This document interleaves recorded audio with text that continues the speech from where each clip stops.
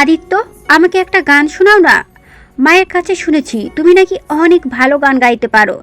আজকে আমাদের একটা গান শোনাও না। আদিত্য কিছু বলতে যাবে তার আগেই নূর তেড়ে এসে বলল, এই এই পচা মেয়েটা, আমার হিরো কেন তোমাকে গান শোনাবে? হিরো কি তোমার বর নাকি? হিরো আমার বর। হিরো শুধু আমাকে গান শোনাবে, বুঝেছো? পচা মেয়েটা, যাও এখান থেকে, যাও তুমি। নূর কথাগুলো বলতে বলতে সায়নার চুল ধরে টানতে লাগলো, আর সায়না ব্যথায় ছটফট করতে লাগলো। নূরের কাণ্ড দেখে আদিত্যের চোখ কপালে উঠে গেল।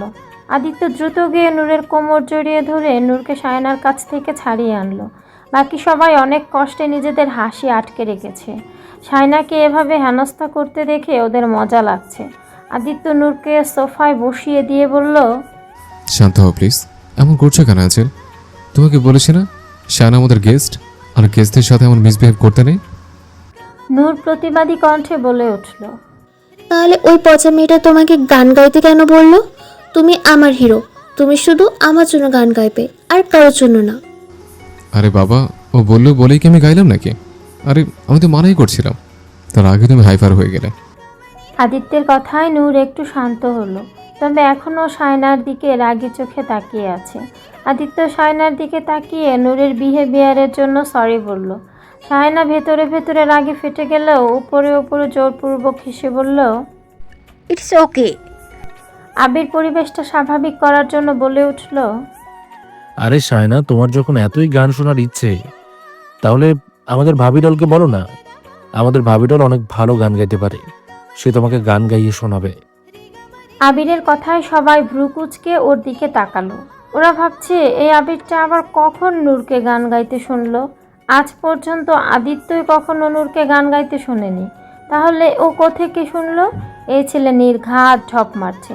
তবে নূর আবিরের কথা খুশিতে গদগদ হয়ে বলল, হ্যাঁ, আমি পারি তো গান গাইতে, আমি শোনাবো তোমাদের গান।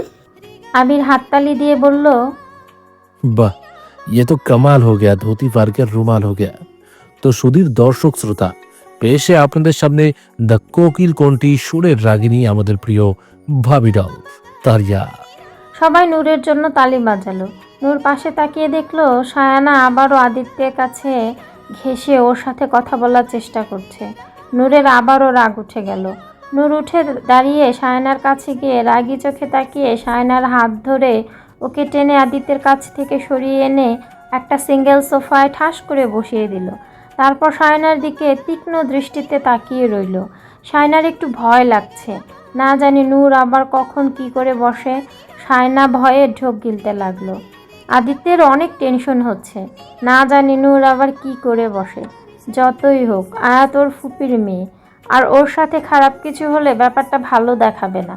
আদিত্য ভাবছে নূর শুধু সায়নার সাথেই কেন এমন করে, এমনিতে তো কত সহজেই সবার সাথে মিশে যায়, তাহলে সায়নাকে দেখতে পারে না কেন? এটা বুঝতেই পারছে না আদিত্য উঠে গিয়ে আবারও নূরকে নিয়ে এসে সোফায় বসিয়ে দিল। আবির একটু মহল বানানোর জন্য গিটার নিয়ে এলো। গিটারে টুংটাং করে নূরকে গাইতে শুরু করতে বলল। নূর গাওয়ার প্রস্তুতি নিয়ে একটু নড়েচড়ে বসলো। সবাই নূরের গান শোনার জন্য আগ্রহী হয়ে বসে আছে। নূর সায়নার দিকে রাগী দৃষ্টিতে তাকিয়ে আচমকা অনেক জোরে একটা চিল্লানি দিয়ে উঠল। আ এমন একটা কাণ্ডের জন্য কেউই প্রস্তুত ছিল না। সবাই চমকে উঠল। নূরের চিল্লানিতে সবার কানের তালা ফেটে যাওয়ার উপক্রম। সবাই যার যার কান চেপে ধরল। আবির গিটার বাজাতে গিয়ে নূরের চিল্লানিতে হড়বড়িয়ে গিটারের তারই ছিঁড়ে ফেলল। আর বিহান মাত্র মুখে পানি নিয়েছিল, নূরের কাজে তারও মুখের পানি সব ছিটকে বাইরে পড়ে গেল। নূর উঠে দাঁড়িয়ে সায়নার কাছে এসে ওর দিকে তীক্ষ্ণ দৃষ্টিতে তাকিয়ে ওর চারিদিকে ঘুরে ঘুরে গেয়ে উঠল। ভটকে पंछी भूल न जाना, এই জগৎ তেরা नहीं ठिकाना। নূরের এমন আজব গান আর কাণ্ড দেখে সবাই অবাক হয়ে চেয়ে রইল। নূর কখনো সায়নার চুল টানছে, তো আবার কখনো ঘাড় চাকাচ্ছে। সায়নার চারিদিকে ঘুরে ঘুরে নানান ভঙ্গিমায় মুখ ভাঙিয়ে ভাঙিয়ে গাইছে, भटके पंछी भूल न जाना, ये जग तेरा नहीं ठिकाना, नन्ना नन्ना ना। भटके पंछी भूल न जाना, ये जग तेरा नहीं ठिकाना, ये जग तेरा नहीं ठिकाना। নূর শায়নার অবস্থা নাজেহাল করে দিচ্ছে। আদিত্য চেষ্টা করেও নূরকে ঠেকাতে পারছে না। নূর ঘরের কোণা থেকে একটা ফুলঝাড়ু এনে শায়নার মুখের উপর বাড়ি মেরে দিল। বেচারি শায়নার নাকে মুখে ধুলো ঢুকে যাওয়ায় কাশতে লাগলো। নূর শায়নার দিকে আঙুল তুলে গাইল, भूल छे तू यहाँ पे आया, तेरे लिए ये देश पराया, एक दिन वापस पड़ेगा जाना, जाना जाना जा आना। भूल छे तू यहाँ पे आया, तेरे लिए ये देश पराया, एक दिन वापस पड़ेगा जाना। শায়নার অবস্থা শোচনীয়। নূর এবার টি টেবিলের উপর থেকে একটা পানির বোতল এনে শায়নার মাথার উপর ঠেলে দিল। তারপর আবার গাইতে লাগলো, भटके पंछी भूल न जाना, ये जग तेरा नहीं ठिकाना, ये जग तेरा नहीं ठिकाना। গানের শেষে নূর আবারও গগন বিদারী একটা চিৎকার দিয়ে উঠল। আ নূরের চিল্লানির জোরে বেচারি শায়না সোফা উল্টে পড়ে গেল। এতক্ষণ হাসি আটকে রাখলেও এবার আর পারল না। বিহান আর আবির হো হো করে অট্টহাসিতে হেসে ফেটে পড়ল। হাসতে হাসতে ওদের পেটে খিল লেগে গেল। নূর যে শায়নাকে এমন হোয়াইট ওয়াশ করে দিয়েছে তা দেখে ওরা কিছুতেই হাসি থামাতে পারছে না।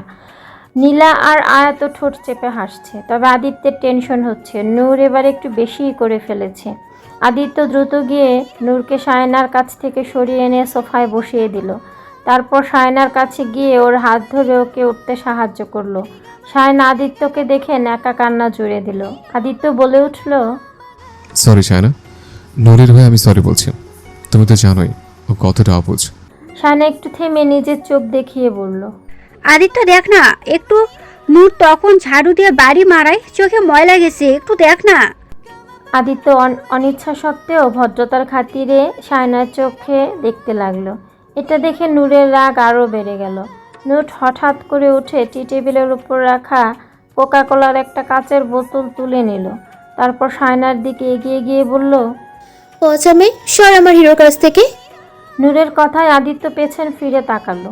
তখনই নূর কাচের বোতল উঠিয়ে শায়নার মাথায় বাড়ি দেওয়ার জন্য আগ্রাসী হলো। আদিত্য চমকে গিয়ে নূরের হাত ধরে ওকে ঠেকানোর চেষ্টা করছে, কিন্তু নূর কিছুতেই মানছে না। ও শায়নার মাথা আজ ফাটিয়েই ছাড়বে। নূরের কাছে না পেরে উঠে আদিত্য আর উপায় না পেয়ে উচ্চস্বরে একটা ধমক দিয়ে উঠল। Stop it Noor, stop it right now. কি করছো তুমি এসব? পাগল হয়ে গেছো? আদিত্যের ধমক খেয়ে নূর কেঁপে উঠল। মাথা নিচু করে চুপ করে দাঁড়িয়ে গেল। অনেক অভিমান হচ্ছে ওর। আদিত্য আজ পর্যন্ত কখনো ওর সাথে এভাবে কথা বলেনি, আর আজ ওই পচা মেয়েটার জন্য হিরো ওকে বকলো। কথাটা ভাবতেই নূরের কান্না পাচ্ছে। আদিত্য আবার বলল, যাও রুমে যাও। নূর চুপ করে দাঁড়িয়ে আছে। আদিত্য এবার উচ্চস্বরে বলে উঠল, কি হলো, শুনতে পাওনি? Go to your room right now. Noor এবার ঠোঁট উল্টিয়ে চোখ মুছতে মুছতে দৌড়ে উপরে চলে গেল। আদিত্য বুঝতে পারছে নূর অনেক কষ্ট পেয়েছে, কিন্তু ওর হাতে যে আর কোনো উপায় নেই। নূরকে না ঠেকালে ও আজ বড় কোনো অঘটন ঘটিয়ে ফেলতো। তাই তো ওকে এমন করতে হলো, না হলে ও ওর কলিজাটাকে কখনোই এভাবে বকতো না। আদিত্য একটা দীর্ঘ শ্বাস ছেড়ে শায়নার দিকে তাকিয়ে ছোট্ট করে একটা সরি বলে ওখান থেকে চলে গেল। ধীরে ধীরে বাকি সবাইও নিজেদের রুমে চলে গেল। সবাই চলে যেতে শায়না একটা বিশ্বজয়ের হাসি দিল। এটাই তো ও চাচ্ছিল। আদিত্য ধীরে ধীরে নূরের ওপর বিরক্ত হচ্ছে। এভাবেই একসময় নূরের ওপর পুরোপুরি অতিষ্ঠ হয়ে উঠবে, আর একসময় নূরকে ওর জীবন থেকে ছুঁড়ে ফেলবে। তারপর আদিত্য শুধু ওর হবে। কথাগুলো ভেবে খুশি মনে নিজের রুমে চলে গেল শায়না। আদিত্য ধীরে ধীরে রুমের দরজা খুলে ভেতরে ঢুকলো। ভেতরে ঢুকে দেখলো নূর বেডের উপর বসে ঠোঁট ফুলিয়ে নাক টানছে, আর রাগে টেডি বিয়ারের উলগুলো টেনে টেনে ছিঁড়ছে। আদিত্যের প্রচুর খারাপ লাগছে। ওর জানটাকে কিভাবে বুকে দিল তখন। ওর হাতে থাকলেও কখনোই ওর অ্যাঞ্জেলটাকে এভাবে বকতো না। আদিত্য ধীরে ধীরে এগিয়ে গিয়ে নূরের পাশে বসলো। নূর অভিমান করে অন্যদিকে মুখ ঘুরিয়ে নিয়ে নাক টানতে লাগলো। আদিত্য হাত বাড়িয়ে নূরের মুখটা ধরতে গেলে নূর ছমটা মেরে হাত সরিয়ে দিল। আদিত্য বুঝতে পারছে নূর অনেক বেশি রেগে আছে। আদিত্য নিজেই দুই কান ধরে অপরাধী সরে বলল, সরি শোনা, ভুলে গেছে, মাফ করে দাও না। একবার তাকাও আমার দিকে প্লিজ। নূর এবার অভিমানী দৃষ্টিতে আদিত্যর দিকে তাকালো। তারপর হঠাৎ আদিত্যকে ধাক্কা মেরে বেডের উপর চিৎ করে ফেলে দিল। তারপর নূর গিয়ে আদিত্যর পেটের উপর উঠে বসলো। নূর রাগ দেখিয়ে আদিত্যের বুকের উপর এলোপাথারি হাত দিয়ে চাপড় মারতে লাগলো। কাঁদো কাঁদো গলায় বলতে লাগলো, পচা তুই, পচা পচা, তুই আমাকে ধমকালি কেন? কেন বকলি আমাকে? তুই ওই পচা মেয়েটার জন্য আমাকে বকলি কেন কেন কেন? এক পর্যায়ে নূর আদিত্যের বুকে খামচি দিতে লাগলো। নিজের নখগুলো আদিত্যের ফর্সা বুকে বিধিয়ে দিল। তাতেও যেন নূরের রাগ কমছে না। নূর এবার মাথা নিচু করে আদিত্যের বুকে কামড় দিতে লাগলো। নিজের সব রাগ আদিত্যের উপর ছাড়তে লাগলো নূর। আদিত্য নূরকে কিছুই বলছে না, নূরকে বাধাও দিচ্ছে না, দাঁত চেপে সব সহ্য করে নিচ্ছে। কেন দিবে? ও ওর এঞ্জেলকে কষ্ট দিয়েছে, তার জন্য তো ওর এই শাস্তি প্রাপ্য। নূর ওকে ক্ষত বিক্ষত করে শান্তি পায়, তারপরে ও কোনো আফসোস নেই। নূর একসময় ক্লান্ত হয়ে আদিত্যের উপর অত্যাচার বন্ধ করে দিল। তারপর আদিত্যের ওপর থেকে নেমে ওর পাশে উল্টো দিকে কাত হয়ে শুয়ে পড়ল। নূর এবার ফুপিয়ে কেঁদে উঠল। নূরের কান্না শব্দ শুনে আদিত্যর বুকের ভিতর মোচড় দিয়ে উঠল। এতক্ষণ নূরের আঘাতেও হয়তো এতটা কষ্ট হয়নি যতটা নূরের কান্না শুনে হচ্ছে। আদিত্য পেছন থেকে নূরকে জড়িয়ে ধরে আবেগী কণ্ঠে বলল, এই অ্যাঞ্জেল শোনা, কাঁদিস না প্লিজ। তোর কান্না যে আমার সহ্য হয় না। দরকার হলে আমাকে আরও আঘাত কর, তবুও কাঁদিস না। নূর কাঁদো কাঁদো গলায় অভিমানী সরে বলল, আজ তুমিও আমাকে পাগল বললে? তার মানে তুমিও আমাকে পাগল ভাবো, তাই না? আমি আর থাকবো না তোমার সাথে। তোমরা সবাই পচা। আমি কালই চলে যাবো এখান থেকে, আর কখনো আসবো না। নূরের কথা শুনে আদিত্যের বুক কেঁপে উঠল। আদিত্য একটানে নূরকে নিজের দিকে ঘুরিয়ে বুকের মাঝে শক্ত করে জড়িয়ে নিয়ে বলল, খবরদার অ্যাঞ্জেল, এই কথা আর কখনো বলবে না। তোমাকে ছাড়া আমি বাঁচবো কি করে? তুমি ছাড়া আমার কি আছে বলো? নূর নিজেকে ছাড়ানোর জন্য মোচড়ামুচড়ি করতে লাগলো। ছাড়ো আমাকে, ছাড়ো। তুমি পচা, আমাকে বকা দিয়েছো, পাগল বলেছো। আমি থাকবো না তোমার কাছে। ছাড়ো তুমি আমাকে। আদিত্য নূরকে শক্ত করে জড়িয়ে বলল, এমন করে বলিস না প্লিজ। আমি সরি না শোনা, অনেকগুলো সরি। প্লিজ মাফ করে দিন না কলিজাটা। আমি কি ওই অ্যাঞ্জেলটাকে কখনো পাগল ভাবতে পারি বল? নূর এবার একটু শান্ত হলো। আদিত্য নূরের মুখটা সামনে এনে দুই হাতে নূরের মুখটা আগলে ধরে বলল, কিন্তু কি করব বলো?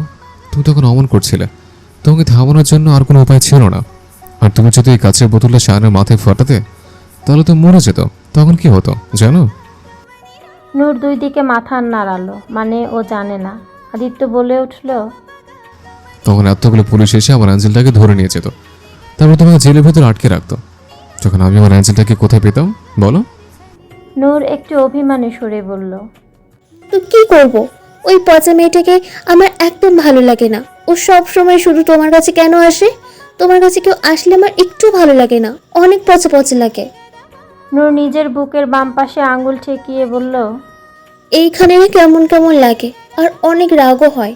তুমি তো শুধু আমার হিরো, তুমি আমার কাছে থাকবে, আর কারো কাছে না। অন্য কেউ তোমার কাছে আসলে আমি তাকে মেরে ফেলবো।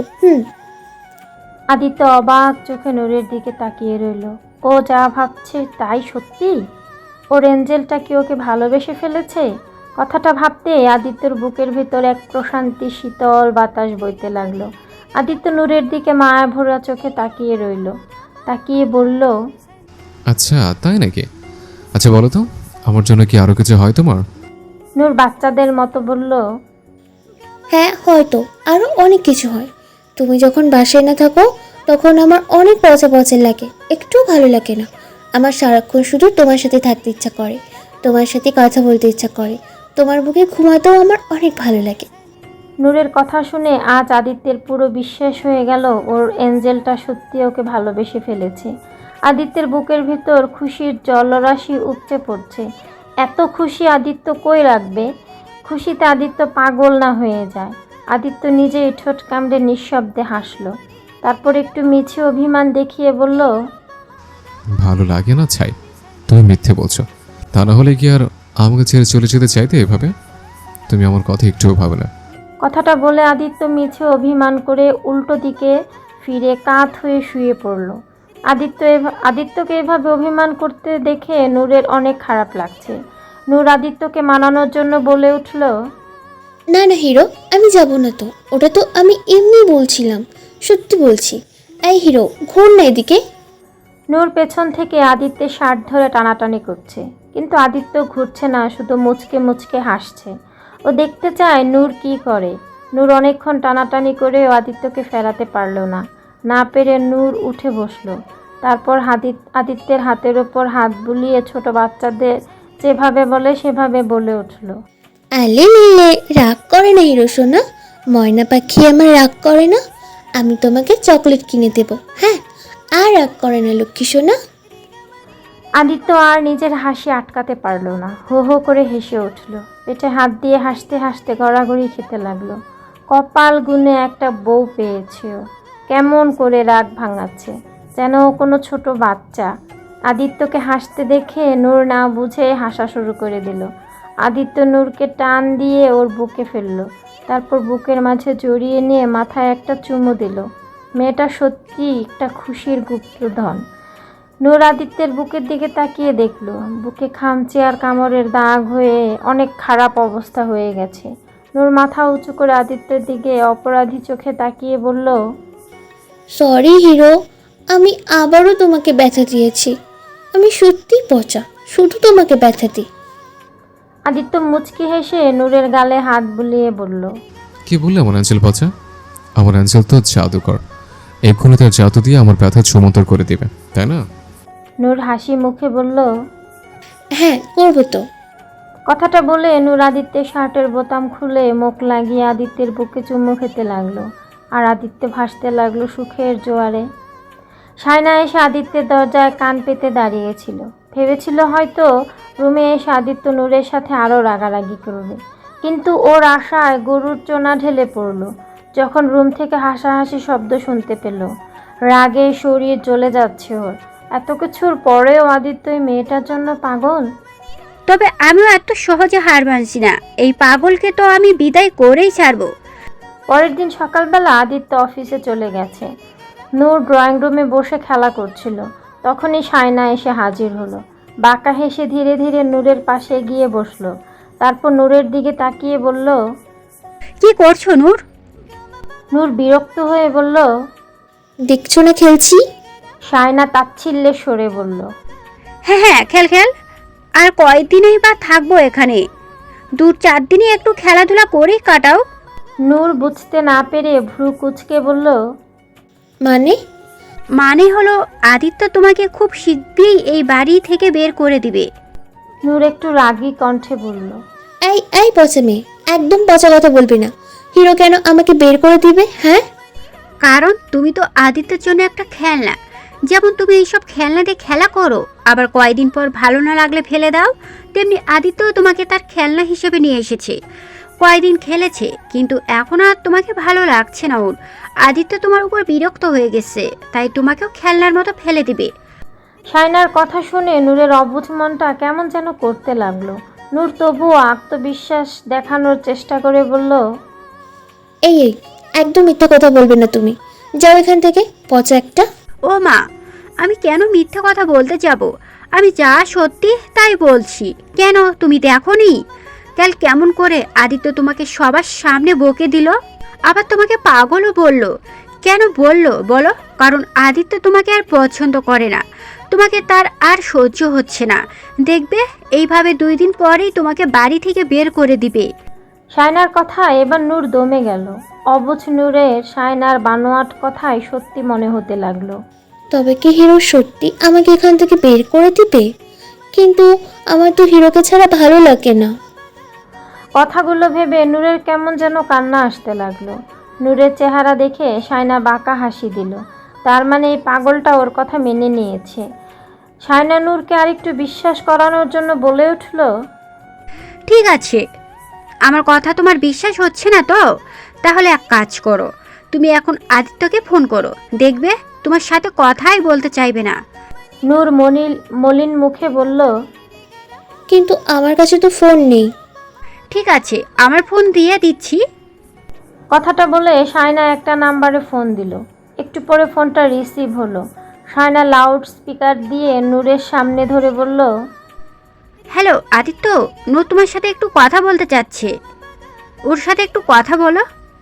নূর হাসি মুখে যেই কিছু বলতে যাবে তখনই পাশ থেকে বলে উঠল, আরে ওইসব পাগল ছাগলের সাথে কথা বলার সময় নেই আমার। আমার অনেক কাজ আছে এখানে। বাসায় তো ওই পাগলের জ্বালায় একটু শান্তি পাই না। এখন কি অফিসেও শান্তি পাবো না? রাখ ফোন। তারপর ফোনটা কেটে গেল। নূর যেন থমকে গেল। ওর বিশ্বাসই হচ্ছে না যে ওর হিরো ওকে নিয়ে এভাবে কথা বলছে। তাহলে কি হিরো সত্যিই আমাকে আর চায় না? আমাকে এই বাড়ি থেকে বের করে দিবে? নূরের চোখ বেয়ে অশ্রু গড়িয়ে পড়ল। অথচ অবুঝ নূর বুঝতেই পারল না যে ফোনের ওপাশে ব্যক্তি আদিত্য না, অন্য কেউ ছিল। নূরের চোখে পানি দেখে শায়না বাঁকা হাসি দিল। তার মানে ওর প্ল্যান সফল হয়েছে। শায়না ওর এক ফ্রেন্ডকে আগেই বলে রেখেছিল ও যখন ফোন দেয় তখন যেন এভাবেই কথা বলে। আর তাই হয়েছে। পাগল মেয়েটা সব সত্যি ভেবে নিয়েছে। শায়না ধীরে ধীরে ওখান থেকে উঠে গেল। এখন শুধু তামাশা দেখার পালা। দেখা যাক এবার পাগলটা কি করে। যাই করুক না কেন, শায়নার জন্য যে সুবিধাজনক হবে সেটা ভেবেই ওর আনন্দ হচ্ছে। নূরের অনেক কান্না আসছে। কিছু ভালো লাগছে না ওর। ওর হিরো ওর সাথে এমন করতে পারলো? পচা হিরো, পচা একটা, আমাকে নাকি বের করে দিবে। আমি নিজেই আর থাকবো না, চলে যাবো এখান থেকে। আর এক মুহূর্ত আর থাকবো না এখানে। নূরের চোখ দিয়ে পানি ঝরতে লাগলো। চোখের পানি মুছতে মুছতে উঠে দাঁড়ালো নূর। অভিমানে ভরা মনটা নিয়ে দরজা খুলে বাইরের দিকে বেরিয়ে গেল নূর। বাসার সার্ভেন্টরা তখন যার যার কাজে নিয়োজিত, তাই ওরা কেউ নূরকে খেয়াল করলো না।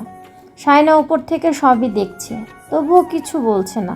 বরং নূরকে এভাবে যেতে দেখে আরও খুশি লাগলো ওর। নূর যদি নিজে নিজেই একদিকে চলে যায় তাহলে তো ওর কিছু করতেই হবে না।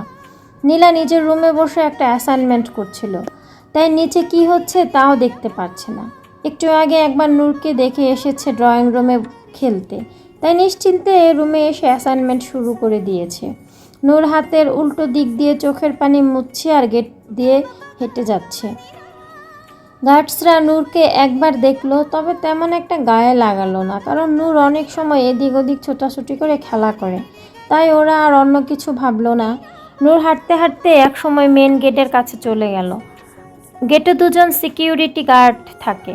দুর্ভাগ্যবশত ওই সময় ওদের দুজনের একজন উল্টো দিকে দাঁড়িয়ে ফোনে কথা বলছে আর আরেকজন ওয়াশরুমে গিয়েছে, তাই কেউ নূরকে খেয়াল করলো না।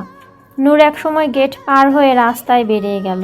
আপাতত ওর কোনো হুঁশ জ্ঞান নেই ও কি করছে, শুধু রাগের মাথায় বেরিয়ে যাচ্ছে তাই জানে। রাস্তায় এসে গন্তব্যহীনভাবে এমনি একদিকে হাঁটতে লাগলো। বারবার হাতের উল্টো পিঠ দিয়ে চোখের পানি মুছছে আর বিড়বিড় করে বলছে, পচা তুমি, পচা হিরো, আমি থাকবো না তোমার কাছে। হাঁটতে হাঁটতে নূর একসময় অনেক দূর চলে আসে। হাঁটতে হাঁটতে নূর একসময় ক্লান্ত হয়ে যায়।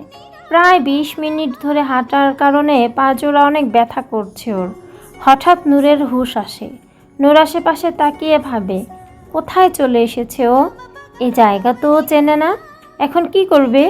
কোথায় যাবে? রাস্তা তো গুলিয়ে ফেলেছে। নূরের এবার আরও কান্না আসছে। নূর রাস্তার পাশে একটা বেঞ্চে বসে আস্তে আস্তে কাঁদতে লাগলো। কাঁদতে কাঁদতে বলতে লাগলো, হিরো, আমি হারিয়ে গেছি। কোথায় তুমি? তাড়াতাড়ি আসো না, ভালো লাগছে না আমার। রাস্তার পথচারীরা আসতে যেতে সবাই নূরের দিকে তাকিয়ে আছে। কেউ কেউ আবার হাসতে লাগলো ওকে দেখে। এসব দেখে নূরের আরও কান্না পাচ্ছে। হঠাৎ একটা গাড়ি এসে নূরের সামনে রাস্তার ওপাশে দাঁড়ালো। গাড়ি থামিয়ে একটা লোক ভালো করে নূরকে স্ক্যানিং করলো। নূরকে চিনতে পেরে লোকটি হাতে চাঁদ পাওয়ার মতো খুশি হয়ে তাড়াতাড়ি কাকে যেন ফোন লাগালো। ওপাশ থেকে ফোন রিসিভ হতেই লোকটা বলে উঠল, বস, অনেক বড় একটা গুড নিউজ আছে। জানেন আমার সামনে এখন কে বসে আছে? ফোনের ওপাশের লোকটি বলে উঠল, কে? মানে হলো ওর বউ, আদিত্যর কলিজার বউ আমার সামনে বসে আছে, যাকে ধরার জন্য আমরা কত প্ল্যান করেছি। তার প্রাণের পিয়া বউ আমার সামনে। ভাবতে পারছেন বস, একবার যদি ওর জানকে আমাদের কবজায় নিয়ে নেই তাহলে ওই আদিত্য সুরসুর করে আমাদের হাতে ধরে দিবে। বাহ, এটা তো অনেক ভালো খবর শোনালি আমানিক। যা জলদি আদিত্যর পরাণ পাখিটা ধরে নিয়ে আয়। জি বস। লোকটা ফোন রেখে গাড়ি থেকে নেমে নূরের সামনে এলো। তারপর নূরের দিকে তাকিয়ে অভিনয় করে বলল, আরে ম্যাডাম, আপনি এখানে?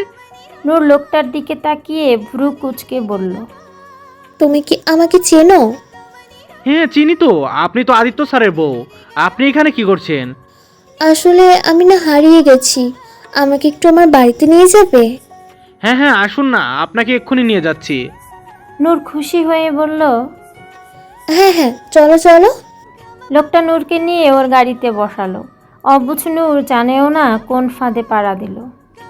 আদিত্য অফিসে এসে একটা মিটিংয়ে ঢুকেছিল। তাড়াহুড়ো করে মিটিং শেষ করে কেবিনে চলে এসেছে আদিত্য। হঠাৎ করে কেমন যেন ওর খুব অস্থির লাগছিল। বারবার শুধু নূরের কথা মনে পড়ছিল। তাই তাড়াতাড়ি করে কেবিনে এসে ল্যাপটপ চালু করলো আদিত্য। নূরকে চোখের সামনে না দেখা পর্যন্ত শান্তি হবে না ওর। আদিত্য ল্যাপটপে বাসায় সিসি ক্যামেরা কানেক্ট করলো। ক্যামেরা কানেক্ট হতে আদিত্য নূর কোথায় এটা খুঁজতে লাগলো। আদিত্য এক এক করে সবগুলো ক্যামেরা চেক করতে লাগলো, কিন্তু এই কি, নূর কোথায়? নূরকে তো সে বাসার কোথাও দেখতে পাচ্ছে না। আদিত্য একটু ঘাবড়ে গেল। সব ক্যামেরাগুলো ভালো করে চেক করতে লাগলো, না, কোথাও নেই নূর। আদিত্যর এবার ভয় লাগতে শুরু করলো। কোথায় গেল রেঞ্জেলটা? আদিত্য ফোন বের করে তাড়াতাড়ি নীলার নাম্বারে কল দিল। নীলা ওর অ্যাসাইনমেন্ট শেষ করে নিচে এলো নূরকে দেখতে, কিন্তু নিচে এসে নূরকে দেখতে পেল না। নীলা ভ্রুকুচকে এদিক ওদিক তাকিয়ে দেখল কোথাও নেই নূর।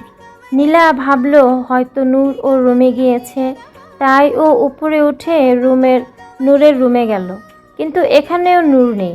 নীলার এবার একটু চিন্তা হতে লাগলো, আপু আবার কই গেল?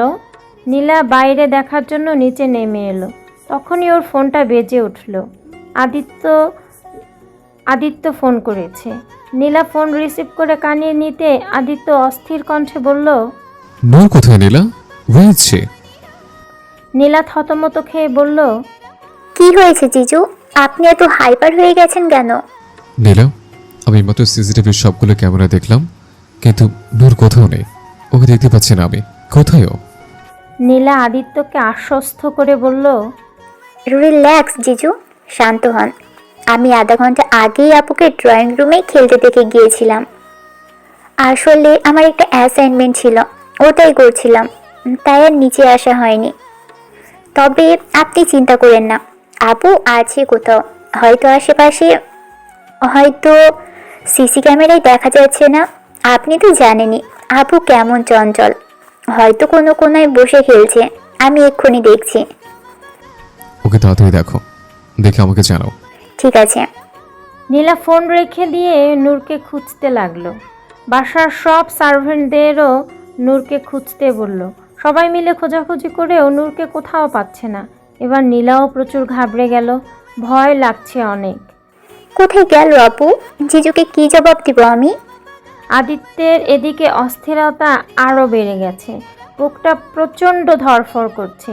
সিসি ক্যামেরায়ও স্পষ্ট দেখতে পাচ্ছে সবাই নূরকে এদিক ওদিক ছোটাছুটি করে খুঁজছে। তার মানে নূরকে ওরা পাচ্ছে না। এটা ভাবতে আদিত্যর হাত পা কাঁপতে শুরু করে দিল, গলা শুকিয়ে আসছে। ফুল এসি করা কেবিনেও ঘামতে শুরু করেছে আদিত্য। দুই হাতের উপর মাথা ঠেকিয়ে অস্থির হয়ে ফ্লোরের সাথে পা গুতাতে লাগলো। হঠাৎ কিছু একটা মনে আসতেই আদিত্য ঝট করে মাথাটা তুলল। তারপর সিসি ক্যামেরার ফুটেজ রিওয়াইন্ড করে আধা ঘন্টা পূর্বের ফুটেজে গেল। টেনশনে ওর মাথায় ছিল না এ কথা। আদিত্য আধা ঘন্টা আগের ফুটেজ দেখতে লাগলো। সেখানে নূর ড্রয়িং রুমে খেলা করছে। নূরকে দেখে আদিত্য ঠোঁটে এক চিলতে হাসির রেখাটা ফুটে উঠল। কিছুক্ষণ পর দেখলো সায়না নূরের কাছে এসে বসলো। সায়না নূরের সাথে কি যেন কথা বলছে। ওরা কি বলছে তা শোনা যাচ্ছে না, তবে সায়নাকে নূরের কাছে কথা বলতে দেখে আদিত্যের কপালে ভাঁজ পড়ে গেল। এই মেয়েটা আবার কি বলছে নূরের সাথে, সেটাই ভাবছে আদিত্য। কিছুক্ষণ কথা বলার পর সায়না নূরের কাছ থেকে উঠে গেল। একটু পরে নূর হঠাৎ বাইরের দিকে যেতে লাগলো। এটা দেখে আদিত্যের ভ্রু কুঁচকে এলো। কোথায় যাচ্ছে নূর? আদিত্য দেখলো নূর ধীরে ধীরে মেন গেটের দিকে যাচ্ছে। আদিত্যের ভয় আরও বাড়তে লাগলো। কোথায় যাচ্ছে নূর? ওকে কেউ ঠেকাচ্ছে না কেন? নূর এক সময় গেট পার হয়ে যেতে লাগলো। এটা দেখে আদিত্যের হাত পা ঠান্ডা হয়ে আসলো। বুক কেঁপে উঠলো আদিত্যের। আদিত্য ল্যাপটপের স্ক্রিনে হাত রেখে পাগলের মতো বলতে লাগলো, No, no, no, no. Don't go. Don't go. Don't go, Noor. Somebody stop her. Noor. Noor. Noor. নূর এক সময় বেরিয়ে গেল। আদিত্য দুই হাতে নিজের চুল টেনে ধরে পেছাতে লাগলো। মুহূর্তে যেন আদিত্যের পৃথিবী এলোমেলো হয়ে গেল। তার মানে নূর ওর এঞ্জেল বাসার বাইরে চলে গেছে।